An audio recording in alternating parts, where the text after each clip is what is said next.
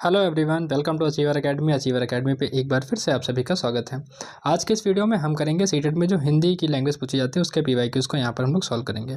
तो चैनल पे नए हो तो वीडियो को लाइक करिए और फटाफट से वीडियो चैनल को सब्सक्राइब कर लीजिए। और चलिए शुरुआत करते हैं। देखिए यहाँ पर सबसे पहले आपके सामने गद्यांश दिया गया है जिसपे आपसे लगभग 9 क्वेश्चन पूछे जाएंगे। तो देखते हैं इनको। गद्यांश को पढ़ते सबसे पहले हम लोग, मानसिक जगत में परिवर्तन कैसे आया? जब मानव ने मन के विकास के लिए भौतिक और मानसिक दुनिया की खामियों के खिलाफ लड़ाई शुरू की तो मानसिक परिवर्तन होने लगे। भले पैसेज को थोड़ा सा धीरे पढ़िए लेकिन पैसेज के सेंस को समझना जरूरी है। बिना बात को समझे सवाल कैसे सॉल्व करोगे। अगला है, यही लड़ाई जब भी जारी है और आगे भी रहेगी। आनंद मार्गदर्शन के अनुसार मानसिक दुनिया में परिवर्तन को ज्ञान योग कहा जाता है। क्या कहा जाता है? ज्ञान योग कहा जाता है। यह बदलाव भी पूर्ण महत्व का नहीं है, सापेक्ष महत्व का ही था। क्या मनुष्य ने अपने अंतर्निहित खामियों के खिलाफ लड़ाई में किसी ताकत की मदद ली है? अगर हाँ, तो उन दिनों में लोगों ने देखा कि भौतिक दुनिया की अपेक्षा मनुष्य दुनिया में अधिक खामियां थीं। यहाँ पर कहा जा रहा है कि जो आपकी भौतिक दुनिया थी उसकी अपेक्षा में जो आपकी मानसिक दुनिया थी, यानी कि जो आपका फिजिकल वर्ल्ड है उसके कंपैरिजन में जो आपका मेंटली यानी कि इल्यूजन या इमेजिनेशन वाली जो दुनिया है उसमें अधिक खामियां थी। आगे हैं, गहन विश्लेषण के बाद मनुष्य ने निष्कर्ष निकाला कि यदि वे अपनी मानसिक प्रवृत्तियों को एक बिंदु पर केंद्रित कर सकते हैं और उन्हें ब्रह्मांडीय ऊर्जा में विलीन कर सकते हैं तो वे उस ब्रह्मांडीय ऊर्जा की सहायता से अपनी खामियों को दूर करने में सक्षम होंगे और पोषित लक्ष्य प्राप्त करेंगे। तो उम्मीद है पैसेज आपको समझ में आया होगा। ठीक है, आगे चलते हैं, हम देखते हैं इसके क्वेश्चन कौन कौन से हैं। पहला है हमारा, आनंद मार्गदर्शन के अनुसार मानसिक स्तर के परिवर्तन को कहा गया है। क्या कहा गया है? ज्ञान योग कहा गया है, सहज योग कहा गया, ब्रह्म योग कहा गया या फिर राज योग कहा गया है? बताइए इसमें सही जवाब कौन सा हो जाएगा। देखिए यहाँ पर साफ साफ लिखा है कि अनुसार दुनिया के मानसिक को क्या कहा गया है? ज्ञान योग कहा जा सकता है। तो इसका कौन सा हो जाएगा? हमारा पहला वाला, यानी कि 91 का जो आंसर सही हो जाएगा वो कौन सा होगा? हमारा पहला वाला। अगला है यहाँ पर 92 का, खामियां शब्द क्या है? तत्सम है, तद्भव है या फिर आगत है या देशज है? आपको बताना है इसमें से सही आंसर कौन सा होगा। तो सही आंसर हो जाएगा हमारा ऑप्शन नंबर 3 वाला, यानी कि जो खामियां शब्द है वो कैसा है? आगत है। ध्यान रखना इसको। आगे चलते हैं अगले क्वेश्चन की ओर जो कि है हमारा 93। यहाँ पर देखिए, मानसिक दुनिया से तात्पर्य है। मानसिक दुनिया से क्या तात्पर्य है? मन में उठने वाले भाव या काल्पनिक दुनिया या फिर मन भावन दुनिया या फिर मन की स्थिति। अब मानसिक दुनिया का मतलब ही क्या हुआ? एक इल्यूजन वर्ड, इमेजिनेशन वर्ड, तो उसका क्या हो जाएगा? काल्पनिक दुनिया। Option number 3 is a correct answer. आगे चलते हैं 94 क्वेश्चन पर। यहाँ पर कहा गया है, गद्यांश के अनुसार मनुष्य को डैश की जरूरत होती है। पहला ऑप्शन है हमारा, अपनी क्षमताओं को उन्नत करने की या फिर ब्रह्मांडीय ऊर्जा की खोज करने की, अपनी क्षमताओं को पहचानने की या फिर अपनी कमियों को दूर करने की। तो बताइए गद्यांश के अनुसार मनुष्य को किसकी ज़रूरत होती है? हम देखिए यहाँ पर गद्यांश पे जब हम जाएंगे तो सबसे नीचे लाइन में देखिए लिखा है, उसे ब्रह्मांडीय ऊर्जा की सहायता से अपनी खामियों को दूर करने में सक्षम होने और पोषित लक्ष्य प्राप्त कर सकेंगे। तो समझें आप, इसका सही आंसर कौन सा हो जाएगा? हमारा ऑप्शन नंबर देखिए यहाँ पर चौथा, यानी कि अपनी कमियों को दूर करने के लिए।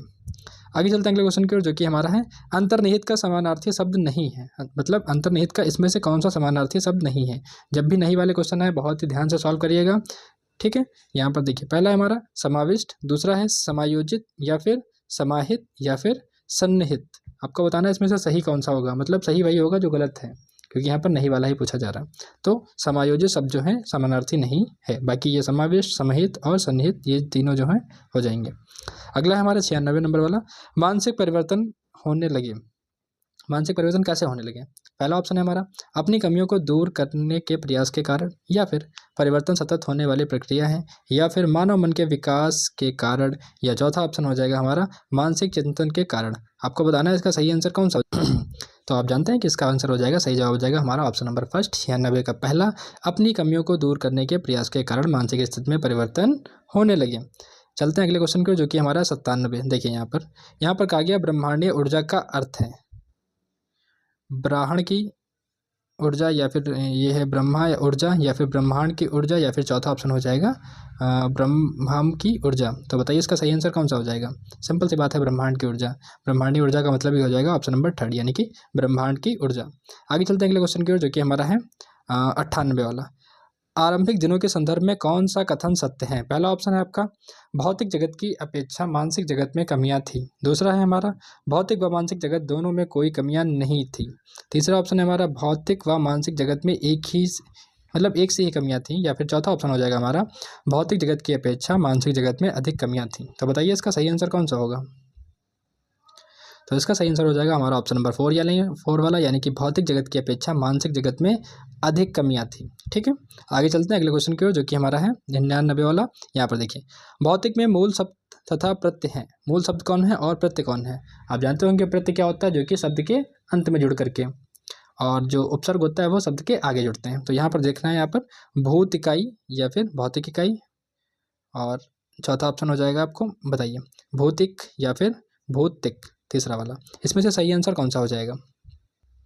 तो इसका सही आंसर हो जाएगा ऑप्शन नंबर 4 वाला। अगर आपका ग्रामर स्ट्रांग नहीं है तो आप जाकर करें, हमारे चैनल पर हिंदी की व्याकरण की प्लेलिस्ट बनी हुई है, वहाँ जाइए और उसको देखिए, उसमें कई सारी चीज़ें आपको मिल जाएंगी, उपसर्ग है, प्रत्यय है, ये सारी चीज़ें वहाँ कवर की गई हैं। आगे चलते हैं अगले क्वेश्चन की ओर। यहाँ पर देखिए, एक बार फिर से आपको जो है एक पैसेज मिला है, लेकिन इस बार किसका है, कविता की पंक्तियों को पढ़कर प्रश्नों के उत्तर देने हैं आपको 100 से 105 तक। तो देखिए कविता क्या है। जीवन अपर्ण लिए हुए हैं, पाता कभी खोता कभी, आशा निराशा से घिरा, हंसता कभी रोता कभी, गतिमंद ना हो अवरुद्ध, इसका ध्यान आठों आयाम, और आगे क्या है, चलना हमारा काम है। तो कविता की लाइनों को ध्यान से पढ़िएगा, जिससे आप क्वेश्चन को आराम से सॉल्व कर पाएँ, समझ पाएँ। तो देखिए क्वेश्चन नंबर 100 वाला हमारा है, समूह से भिन्न शब्द हैं। भिन्न शब्द कौन सा है, मतलब कौन तीन एक जैसे हैं और चौथा अलग है बाकियों से। तो देखिए, हंसना और रोना कहीं अपोजिट सेंस निकल रहा है ना। फिर भिन्न और भिन्न, ये तो दोनों ही बातें सेम हो गई। आशा और निराशा, ये भी अलग निकल रहा है। खान और मतलब पाना और खोना, ये दोनों ही मतलब ऑप्शन नंबर फर्स्ट वाला, सेकंड वाला और फोर्थ वाला, ये तीनों ही एक ही सेंस रख रहे हैं कि दोनों में ही अपोजिट मीनिंग है कहीं ना कहीं। और लेकिन जो तीसरा वाला है, इसमें क्या है, इसमें जो है सेम सेम लिखा गया बट, तो हमें बताना है भिन्न वाला कौन सा है। तो इन चारों में भिन्न कौन सा हो जाएगा, ऑप्शन नंबर थर्ड वाला। आगे चलते हैं, आठों आयामों के तात्पर्य हैं। क्या तात्पर्य है, 8 स्तर हैं, 8 दिशाएं हैं, 8 की संख्या है, या फिर 8 प्रहर है। आपको बताना है इसमें से कौन सा हो जाएगा। मतलब जो कविता की पंक्तियां हैं उसमें जो है आठों आयाम से क्या तात्पर्य है, क्या मतलब निकल रहा है उनका। तो इसमें का मतलब निकल रहा है 8 प्रहर, ध्यान रखना इसको। चौथा वाला हमारा हो जाएगा 8 प्रहर। आगे चलते हैं 102, चाहे कितने भी दुख आए। 102 नंबर क्वेश्चन में कह रहा है कि चाहे कितने भी दुख आए मनुष्य को डैश, पहला ऑप्शन है हमारा कार्य रोक देने चाहिए, कार्य करते रहना चाहिए, या फिर सदा शांत रहना चाहिए, या फिर सदा मुस्कुराते रहना चाहिए। तो कविता के हिसाब से यहाँ पर सुटेबल आंसर कौन सा होगा। तो ऑप्शन नंबर सेकंड, यानी कि कार्य करते रहना चाहिए, चाहे कितने भी दुख आए मनुष्य को अपने कार्य को करते रहना चाहिए। आगे चलते हैं अगले क्वेश्चन की ओर, जो कि हमारा 103 नंबर, कविता के भावानुसार जीवन में डैश सदा रहते हैं। पहला ऑप्शन है हमारा आठों आयाम, दूसरा है हमारा सुख या दुख, तीसरा है अपने अपने, या फिर चौथा हो जाएगा गति और गति डैश मति। तो बताइए इसमें सही आंसर कौन सा हो जाएगा 103 वाले का। तो कविता के अनुसार यहाँ पर हो जाएगा हमारा ऑप्शन नंबर सेकंड, यानी कि भावानुसार जीवन में सुख दुख सदा रहते हैं। अगला है 104, जीवन कैसा है। पहला ऑप्शन है हमारा आशा और निराशा से घिरा, या फिर आशाओं से घिरा हुआ, या फिर बेहद दुखद, या चौथा ऑप्शन हो जाएगा हमारा बेहद सुखद। तो 104 का कौन सा इसमें से सही होगा। तो इसमें से सही हो जाएगा हमारा आशा और निराशा से घिरा हुआ है। कौन, जीवन कैसा है, तो आशा और निराशा से घिरा हुआ।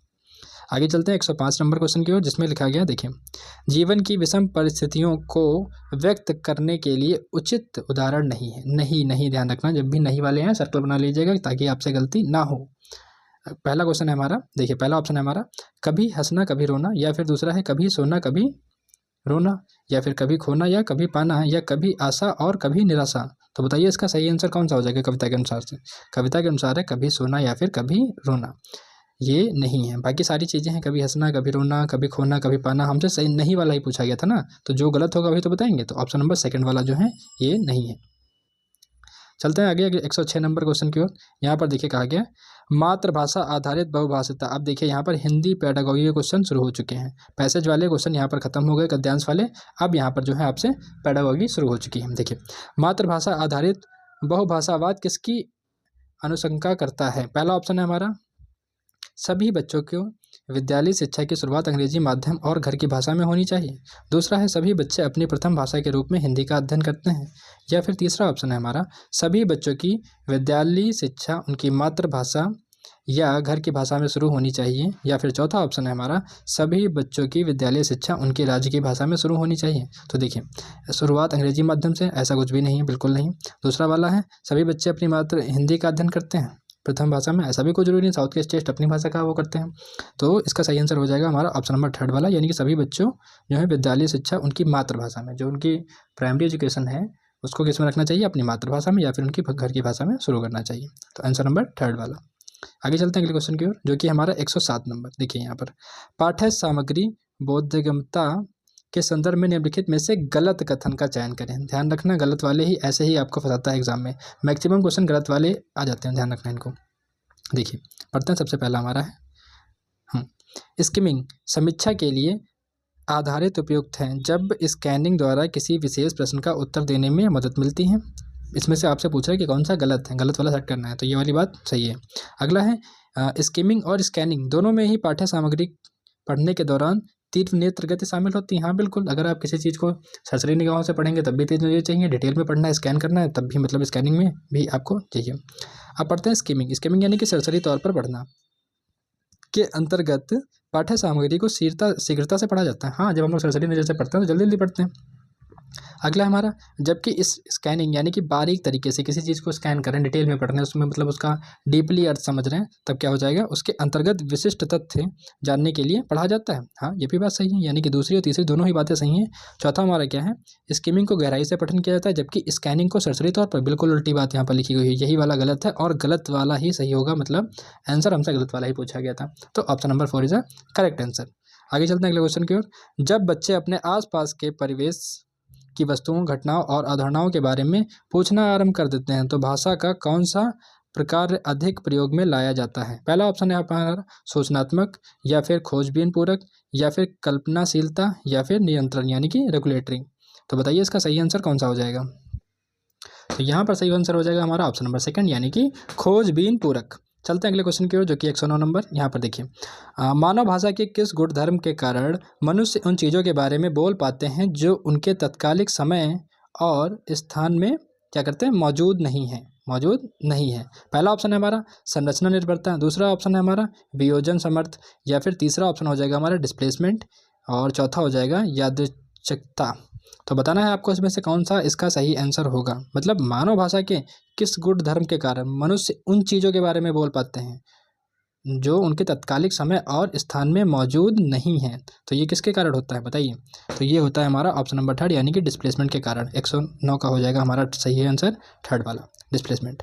आगे चलते हैं अगले क्वेश्चन की ओर, जो कि हमारा है 110 वाला। निम्नलिखित में से कौन सा कौशल समझ के साथ पाठन का लक्षण नहीं है। निम्नलिखित में से कौन सा कौशल समझ के साथ पाठन का लक्षण नहीं है, ध्यान रखना।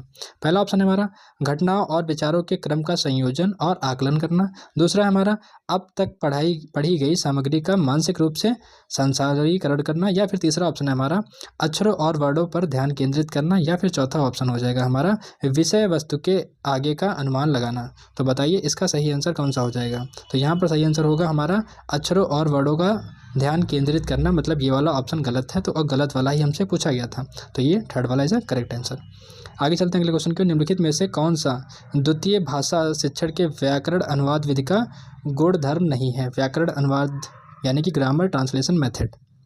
देखिए पहला ऑप्शन है हमारा द्वितीय भाषा में सीधे ही संप्रेषण करना और उसके बाद 2 भाषाओं के व्याकरण के नियम की तुलना करना, या फिर दूसरा ऑप्शन है हमारा भाषाओं के प्रकारों के स्थान पर नियमों पर अधिक ध्यान देना, या फिर तीसरा ऑप्शन है हमारा प्रथम और द्वितीय भाषा। तो देखिए यहाँ पर जो इसका सेकंड वाला यानी कि भाषा के प्रकारों के स्थान पर नियमों का अधिक ध्यान देना, बिल्कुल सही है। दूसरा वाला भी ऑप्शन सही है, प्रथम और द्वितीय भाषाओं के व्याकरणीय नियमों की तुलना करना। तीसरा वाला भी है यहाँ पर द्वितीय भाषा के व्याकरण के नियमों का अधिगम और अभ्यास। लेकिन जो पहला वाला ऑप्शन है ये बिल्कुल सही नहीं है, और हमसे यही पूछा गया था कि गुणधर्म सही नहीं है, तो ऑप्शन नंबर 1 वाला करेक्ट आंसर। आगे चलते हैं अगले क्वेश्चन की ओर। देखिए यहाँ पर कहा गया अध्यापक ने अपने विद्यार्थियों से कहा कि वे इस बात का विमर्श करें कि उन्होंने उनके द्वारा दिए गए अनुभव जनित प्रश्न का उत्तर जिस प्रकार दिया है उस प्रश्न का उत्तर लिखते समय वे क्या और किस प्रकार सोच रहे हैं। मतलब विद्यार्थियों को कोई प्रश्न दिया है उस पर विमर्श करिए कि मतलब आप इस पर उत्तर लिखते समय किस बात को सोच रहे हैं। इसका उदाहरण किसका है, भाषा अधिभाषावाद का है, या फिर अधिसांकेतिकता का है, या फिर रूपक का है, या फिर अधिसंज्ञान का है। तो बताइए इसका सही आंसर कौन सा हो जाएगा। इसका सही आंसर हो जाएगा हमारा ऑप्शन नंबर 3 वाला यानी कि अधिसंज्ञान। ठीक है, आगे चलते हैं अगले क्वेश्चन की ओर, जो कि है हमारा 113 नंबर। निम्नलिखित में से क्रेसन की परिकल्पना में से कौन सा वेगोस्की के जेपीडी का समान है?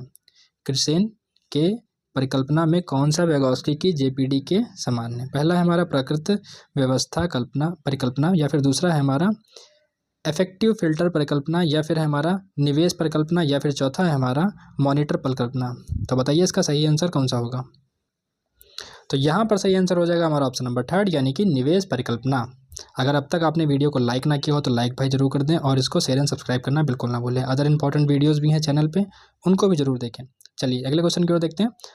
114 नंबर, यहाँ पर कहा गया है क्यूमिन की अंतर्निर्भरता परिकल्पना के अनुसार निम्नलिखित में से कौन सी एक दूसरे पर पारस्परिक रूप से निर्भर है? पहला ऑप्शन है हमारा द्वितीय भाषा में पाठन और लेखन, या फिर प्रथम और द्वितीय भाषा में बुनियादी व्यक्तित्व कौशल, या फिर तीसरा है हमारा द्वितीय भाषा में बोधगम्यता और उत्पाद, या फिर चौथा ऑप्शन है हमारा प्रथम और द्वितीय भाषा में संज्ञानात्मक अकादमिक निपुणता। तो बताइए इसका सही आंसर कौन सा हो जाएगा? तो इसका सही आंसर हो जाएगा हमारा ऑप्शन नंबर 4 वाला, कि प्रथम और द्वितीय भाषा में संज्ञानात्मक अकादमिक निपुणता। आगे चलते हैं अगले क्वेश्चन की ओर, जो कि हमारा 115 नंबर। यहाँ पर कहा गया, एक मिनट, निम्नलिखित में से कौन सा अक्षरों और वर्णमाला के स्थान पर शब्दों और लघुकथा सामग्री के आधार पर पाठन कौशल आरंभ करने का तर्कसंगत नहीं ठहरता है? यहाँ पर कहा गया कि कौन सा अक्षर और वर्णों के स्थान पर लघुकथा सामग्री के आधार पर पाठन कौशल आरंभ करने के तर्कसंगत नहीं ठहरता है। ध्यान रखना, इसको ठहराता है। तो पहला ऑप्शन है हमारा शब्द और पाठ्य सामग्री अधिक रुचिकर होते ही हैं जबकि अक्षर नहीं, ऐसा होता है। अगला क्वेश्चन है हमारा दूसरा वाला, देखिए शब्दों की अपेक्षा पृथक अक्षरों को कंठस्थ करना अधिक कठिन है, या फिर तीसरा ऑप्शन है हमारा शुरुआती पाठक छोटी छोटी इकाइयों की तुलना में बड़ी इकाइयों पर बेहतर तरीके से ध्यान केंद्रित कर पाते हैं, या फिर चौथा है हमारा शब्द और पाठ्य सामग्री सार्थक समृद्ध सज्जित कर पाते हैं जो कि अक्षर नहीं कर पाते हैं। तो बताइए इसका सही आंसर कौन सा हो जाएगा? इसका सही आंसर होगा हमारा ऑप्शन नंबर 3 वाला है, यानी कि यहाँ पर शुरुआती पाठक छोटी छोटी इकाइयों की तुलना में बड़ी इकाइयों पर बेहतर तरीके से ध्यान केंद्रित कर पाते हैं। अगला क्वेश्चन है हमारा, निम्नलिखित में से कौन सा भाषाओं और बोलियों के बारे में भाषिक रूप से सही है? भाषिक रूप से सही है, यहाँ पर सही नहीं है नहीं पूछा गया, यहाँ पर सही है, सही वाला बताना है आपको। तो देखिए पहला हमारा भाषाओं की अपनी लिपि होती है परंतु बोलियों की कोई लिपि नहीं होती है। दूसरा ऑप्शन है भाषा और बोलियों में कोई सुपरिभाषित भाषिक अंतर नहीं है, या फिर तीसरा ऑप्शन है हमारा भाषाओं में साहित्यिक लिखा गया है परंतु बोलियां मौखिक परंपरा पर निर्वाह करती हैं, या फिर चौथा ऑप्शन है हमारा भाषा बोलियां भाषिक रूप से भिन्न हैं परंतु भौगोलिक रूप से एक समान है। तो बताइए इसका सही आंसर कौन सा हो जाएगा? ऑप्शन नंबर 2 वाला इसका सही आंसर हो जाएगा। एक मिनट, ये वह हमारा, यानी कि भाषा और बोलियों में कोई सुपरिभाषित भाषिक अंतर नहीं है। आगे चलते हैं अगले क्वेश्चन की ओर, जो कि हमारा 117 नंबर। वीरा 7 माह की शिशु है, वह अब कुछ इस तरह की आवाज़ें निकाल रही है जिसमें स्वर और व्यंजन मिश्रित, स्वर और व्यंजन क्या है? मिश्रित हैं। वह किस रूप में संप्रेषित कर रही है? पहला हमारा क्रूजन कहते हैं इसको। दूसरा हमारा भाषिक वाक्य, या फिर ध्वनिग्राम, या फिर बबलाना। तो बताइए इसका सही आंसर कौन सा हो जाएगा? तो भाई कितने साल की है बच्ची? वीरा भी 7 माह की शिशु है, यानी कि नवजात। तो क्या हो जाएगा इसका हमारा? बबलाना। ठीक है, अगर ये वीडियो आपके लिए थोड़ी सी भी हेल्पफुल है तो कमेंट करके जरूर बताएं, जिससे कि मोटिवेशन बना रहे हैं मैं अदर वीडियो भी आप लोगों के लिए ला सकूं। तो देखिए यहाँ पर चलते हैं, क्वेश्चन नंबर 118 वाला है, उत्पादक शब्द संपदा क्या है? पहला ऑप्शन है हमारा वे शब्द जिनका प्रयोग लेखन और बोलने में किया जाता है, या फिर दूसरा है वे शब्द जो पाठक के लिए नए हैं, या फिर तीसरा वाला वे शब्द जिनको हम जैसे सुनते हैं वैसे ही पहचानते हैं, या फिर चौथा वाला हमारा है उन शब्दों पर ध्यान देना जिनको हम पंक्तियों से यानी कि पंक्तियों से परे जाकर पढ़ते हैं। तो बताइए इसमें से सही आंसर कौन सा हो जाएगा? तो देखिए इसका सही आंसर हो जाएगा हमारा पहला वाला, यानी कि वो शब्द जिनका प्रयोग लेखन और बोलने में किया जाता है वो क्या कहलाते हैं? उत्पादक शब्द संपदा। आगे चलते हैं अगले क्वेश्चन की, जो कि है निम्नलिखित में से किसके द्वारा भाषा अर्जन उपकरण की अवधारणा की व्याख्या नहीं की गई है? यहाँ पर क्या पूछा गया? किसके द्वारा जो है भाषा अर्जन उपकरण की अवधारणा की व्याख्या नहीं की गई है? तो पहला ऑप्शन है हमारा बच्चे आकृतिक मूलक भाषा कैसे सीख लेते हैं। दूसरा ऑप्शन है हमारा बच्चों का भाषिक उत्पाद उन्हें मिले भाषिक निवेश से अधिक क्यों होता है। या फिर तीसरा ऑप्शन है हमारा बच्चे अपनी प्रथम भाषा कैसे सीखते हैं। या फिर चौथा ऑप्शन हो जाएगा हमारा बच्चे 4-5 वर्ष की कम अवधि के भीतर कैसे भाषा सीखने योग्य बन जाते हैं? तो बताइए इसका सही आंसर कौन सा हो जाएगा? इसका सही आंसर होगा हमारा ऑप्शन नंबर फर्स्ट वाला, यानी कि बच्चे आकृतिक मूलक भाषा कैसे सीख लेते हैं।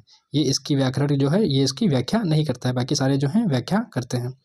आगे चलते हैं अगले क्वेश्चन की ओर, जो कि हमारा है लास्ट क्वेश्चन। तो देखिए, एक समुदाय विशेष के बोलने चालने के तरीके में यह देखा गया कि दो भिन्न भिन्न सामाजिक आर्थिक समूह के लोग क्या कर रहे हैं, 21 को भिन्न भिन्न तरीके से उच्चारित करते हैं। यह किस प्रकार का उदाहरण है?